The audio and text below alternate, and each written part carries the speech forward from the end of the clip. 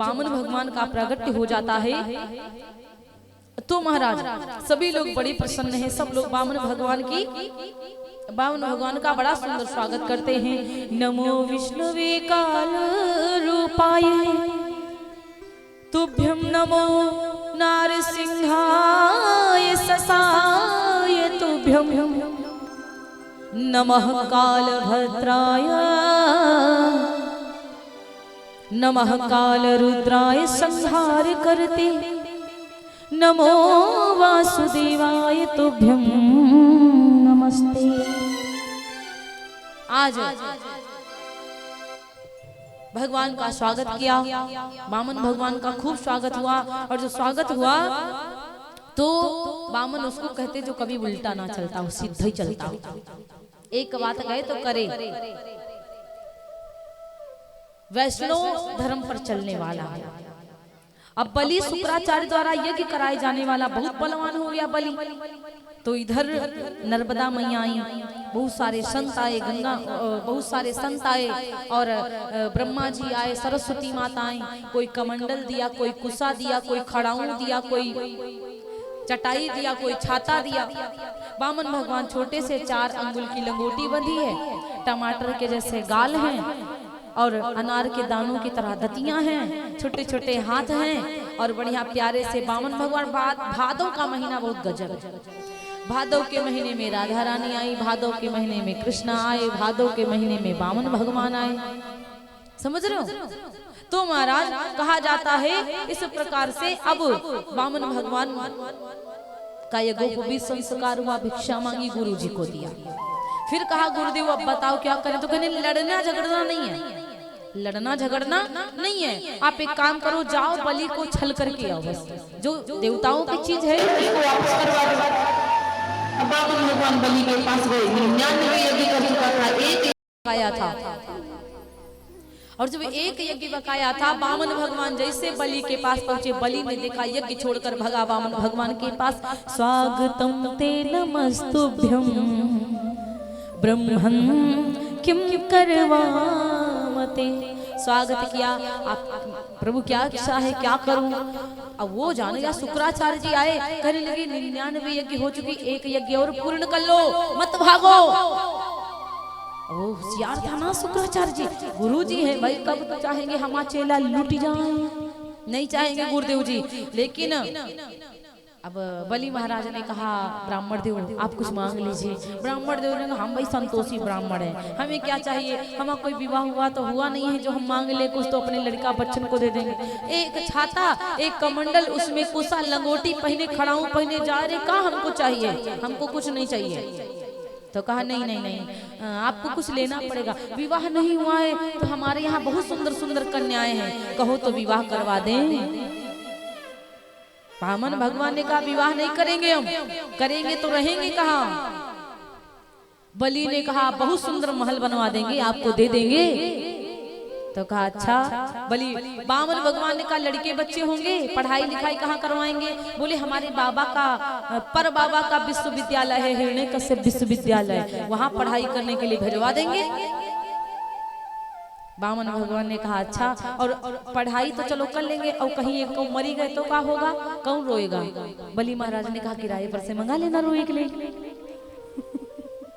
भाई तुम्हारे बच्चे मरेंगे तो तुम ही ना रोओगे, किराए पर से रोने वाले तो नहीं आएंगे। तो महाराज अब कहा जाता है कि इस प्रकार वामन भगवान करने लगे तो भैया हम विवाह नहीं करेंगे, हमें को रोना पड़ेगा, हम विवाह नहीं करेंगे, इसीलिए तो संतोषी ब्राह्मण, हमको कुछ नहीं चाहिए, हमें कुछ नहीं चाहिए। अरे बलि महाराज ने कहा एकदम ते ऊपर चढ़े हो, एकदम ते नीचे गिर गए, ये ठीक नहीं है। ब्राह्मण देवता मांग लो, कुछ बिना दिए हम जाने नहीं देंगे। तो कहा अच्छा चलो कोई बात नहीं है, मांगने की बात करते हो तो 3 कदम धरती का दान दे दो। 3 कदम धरती का दान।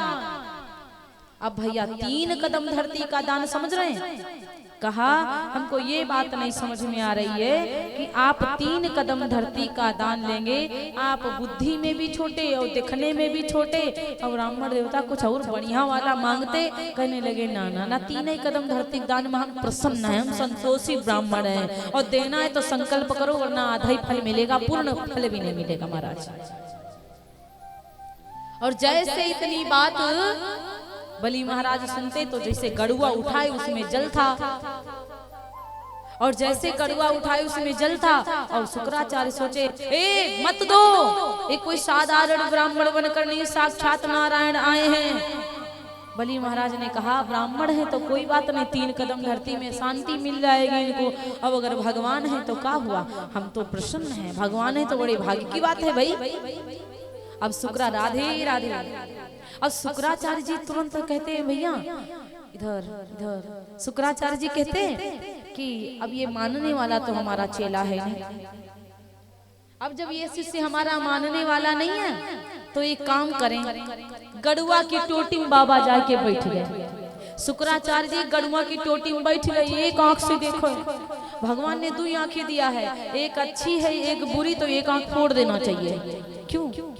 अब शुक्राचार्य जी एक आंख से देख रहे थे, भगवान ने सोचा कि जल नहीं गिर रहा, इसका मतलब कुछ अटक गया है, 1 मिनट रुको अभी हम संभालते हैं।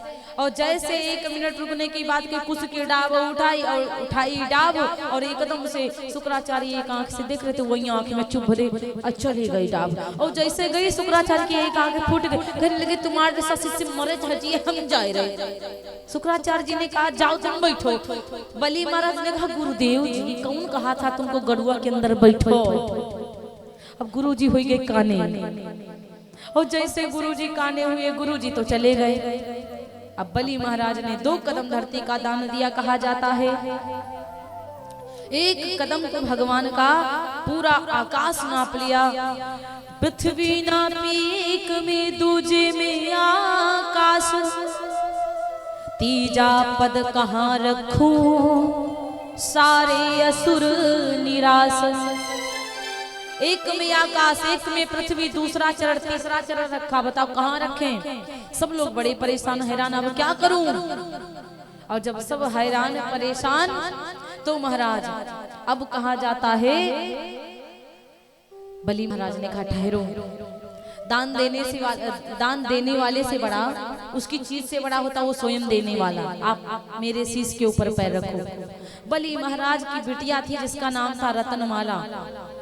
पहले शुक्राचार्य को जब पहले नारायण जी को बामन जी को देखा तो मनमुग्ध हो गई कि कितना सुंदर बालक है, काश में इसको अपना स्तन पान करवाती, दूध पिलाती।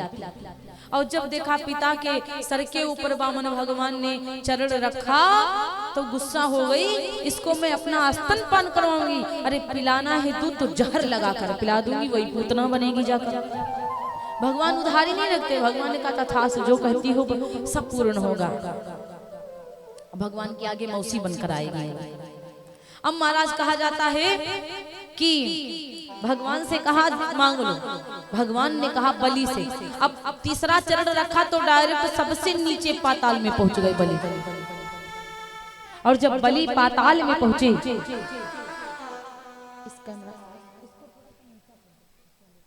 तो बलि जब पाताल में पहुंचे तो वहां का राजा बना दिया गया। और जो वहां का राजा बनाया तो महाराज कहा जाता है कि भगवान ने कहा बलि से कि जो मांगना है मांग लो, जो आपको मांगना है मांग लीजिए। तो बलि महाराज ने कहा कि आपसे हम क्या मांगे कि जिस धर्म पे सारा राज्य गया और पितृ देव का निधन हुआ, जिस धर्म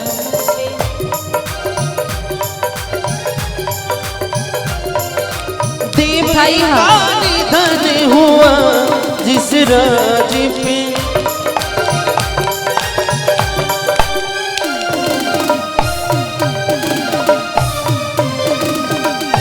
जिस धर्म पे सारा राज्य गया, जिस धर्म पे सारा राज्य गया और पितृदेव का निधन हुआ, जिस धर्म पे भाई भरत छुटा, जिस धर्म पे भाई भरत छुटा, सीता प्यारी का हरण हुआ। जिस धर्म पे भाई भरत छुटा, सीता नारी का हरण हुआ। जिस धर्म पे भाई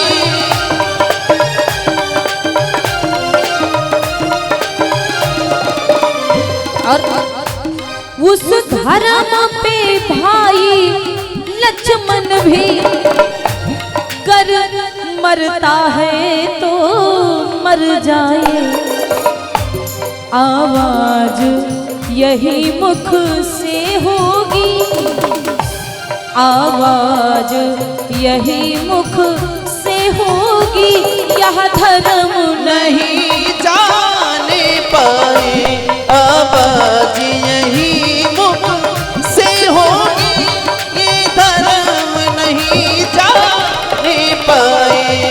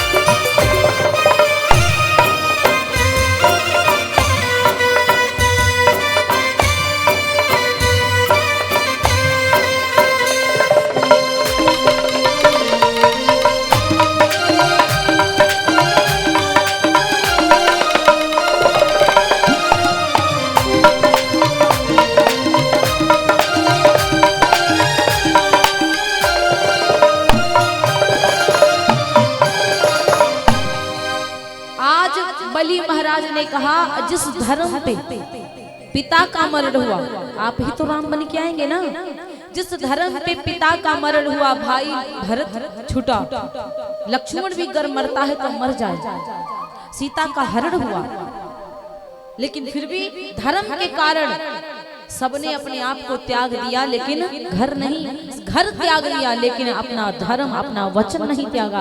आज मैं यदि अपना वचन त्याग दूं या आपसे उल्टा सा वापस मांग लूं तो बेकार है।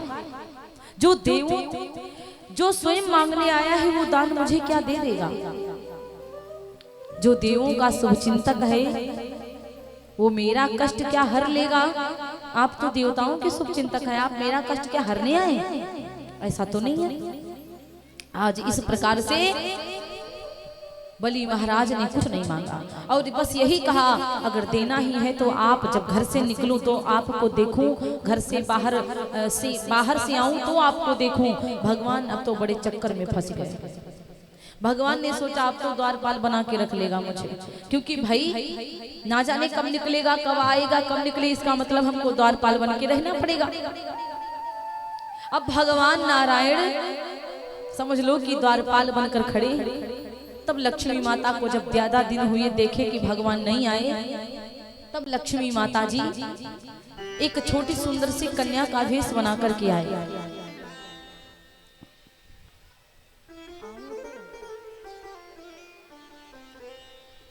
बोली व्यास भगवान की।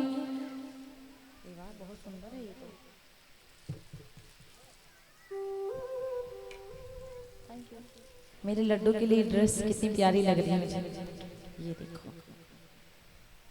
बोले उमापति महादेव की जय।